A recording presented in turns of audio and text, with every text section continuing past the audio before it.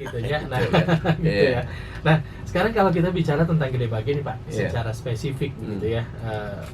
Memang kan selalu menjadi daya tarik bagi wisatawan ya Iya, Kota Bandung, iya. seperti yang tadi Pak Emma sampaikan, ada pusat perbelanjaan baru Iya. sekarang. Kemudian Masjid Al Jabar sudah lebih dulu menjadi satu hal yang ikonik lah di Kota Bandung, harus dikunjungi kalau ke Kota Iya, Bandung. iya.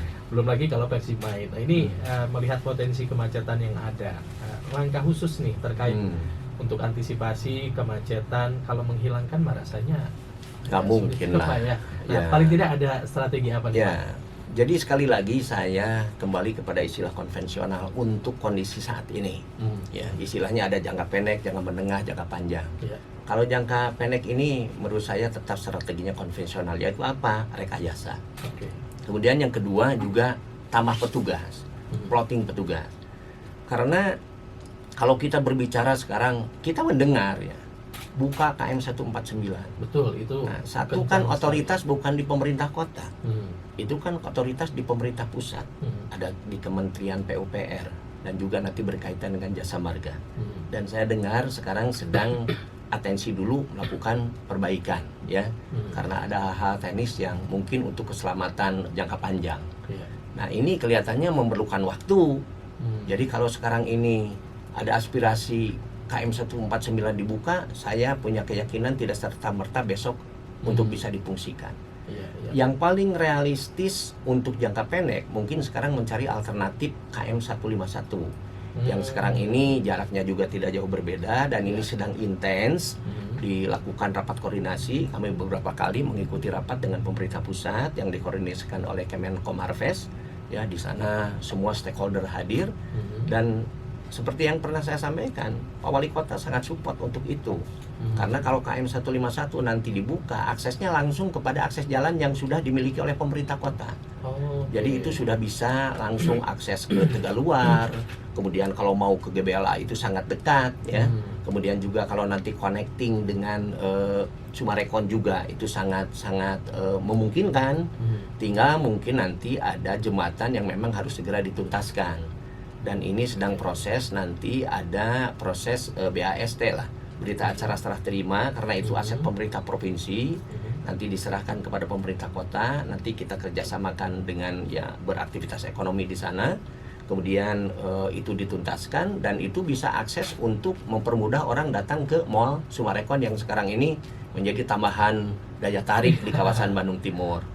Nah, jadi kembali lagi kepada yang tadi dipertanyakan, kalau untuk kondisi saat ini maka rekayasa dan juga plotting petugas adalah keniscayaan.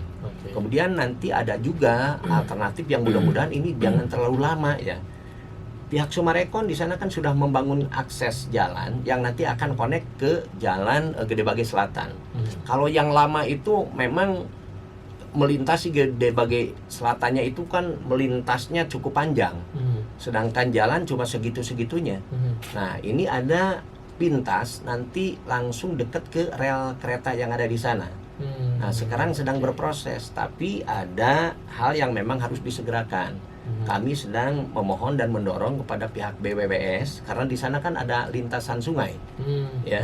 Itu yang harus segera rekomendasi keluar supaya nanti di saat kita ada aktivitas di atas sungai sudah tidak ada lagi persoalan baik secara administratif dan lain-lain. Yang akan melaksanakan pembangunan dipersalahkan. Nah, kalau itu bisa dibuka, jadi orang sudah tidak lagi belok kanan kemudian menyusuri jalan Gede Bage Selatan, tapi langsung bisa cross melintas di sana dan aksesnya sangat dekat untuk masuk ke Masjid Al Jabar. Tinggal nanti begitu masuk ke kawasan Masjid Al Jabar yang harus segera dipermanenkan itu adalah jembatan Beli yang sekarang ini sudah ada. Nah, ini kan otoritasnya ada di pemerintah provinsi. Nah, itu yang tentunya kita pun mendorong pemerintah provinsi, apalagi kan Pak PJ Wali Kota ini kan pejabat pemerintah provinsi. Nah, jadi ini mudah-mudahan menjadi satu advantage lah ya, atau keunggulan keuntungan yang memang bisa melakukan akselerasi. Ya, toh ini yang penting semua untuk kepentingan warga masyarakat. Karena kalau secara existing sekarang orang masuk jalan Cimencrang itu sangat tidak proporsional, apalagi lagi misalnya bis. Itu tidak mungkin lah bis masuk ke jalan Cimencrang ya, atau ke jalan Rancanumpang, itu sangat tidak proporsional. kalaupun bis masuk, nanti masuknya ke Jalan Gede Bage Selatan, tapi tidak harus melingkar ke kanan, tapi mereka nanti cross yang di atas jembatan itu, dan pihak Sumarekon di sana sudah sangat siap untuk membangun itu langsung akses bisa langsung ke menuju Masjid Al Jabar. Dan kalau sudah ke Masjid Al Jabar kan mudah juga nanti akses ke GBLA. Nah, sehingga area-area parkir yang ada di sana saya yakin bisa mereduksi lah terhadap hiruk pikuk dan kepadatan parkir yang apabila sekarang animo masyarakat masih datang demikian luar biasa ke Masjid Al Jabar dibandingkan sekarang dengan solusi yang seperti tadi. Untuk jangka pendek saya pikir itu akan memberikan pengaruh yang cukup baik. Nah, jangka panjangnya tentunya yang tadi KM 149, apalagi misalnya dari 149-nya nanti tuntas sampai ke Jalan Soekarno-Hatta. Nah, kalau sudah begitu saya punya keyakinan kemacetan itu akan bisa terselesaikan. Oke. Nah, ini terkait dengan kilometer 149, kabarnya sudah bersurat ya Pak ya? Sudah, kita sudah bersurat, bahkan kemarin Pak Wali Kota dengan Pak PJ Gubernur ke Jakarta. Ya, jadi ini saking serius pimpinan kami karena memang beliau juga mendengar, melihat gitu kan. Belum lagi menerima laporan dari kami sebagai staf kan bahwa ini kebutuhan yang sangat mendesak. Karena bagaimanapun juga akses yang mohon maaf ikon-ikon yang saat ini sudah terbangun ya. Kan masa kita melakukan larangan orang berkunjung ke sana, tidak mungkin. Nah, tinggal bagaimana kita sekarang menjawab persoalan itu, walaupun memang ya mohon maaf lah, kalau tuntutan itu keinginannya kan seperti kita mudah membalikan tangan. Betul. Hari ini minta langsung. Nah, besok kan semuanya berproses. Makanya hal yang paling realistis sekarang dengan pola konvensional. Rekayasa kita lakukan, tapi itu sifatnya situasional. Contoh misalnya kemarin yang sudah dilakukan atas pertimbangan teknis dari jajaran kepolisian. Kalau dari timur kan mau ke jalan rumah sakit itu tidak bisa, harus melintas dulu, belok di depan salah satu hotel di dekat stasiun Damri di sana. Tapi kalau itu menjadi permanen menurut saya tidak efektif juga. Karena U-turn-nya itu saya pikir akan mengganggu arus kendaraan yang dari barat ke timur. Nah, itu bisa jadi problem baru. Kemudian juga yang dari barat ke timur di persimpangan Gede Bage Selatan dan Jalan Rumah Sakit itu harus lurus dulu, tidak bisa langsung ke Gede Bage Selatan.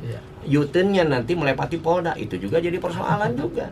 Ya, karena putaran itu nanti akan benturan dengan arus kendaraan yang ya kita secara faktual kan arus kendaraan timur barat ini yang ada di kawasan timur sangat luar biasa. Tapi kalau untuk situasional saya pikir itu bisa menjadi salah satu jawaban. Tapi kalau sesuatu yang permanen tentunya harus kita evaluasi ulang. Baik.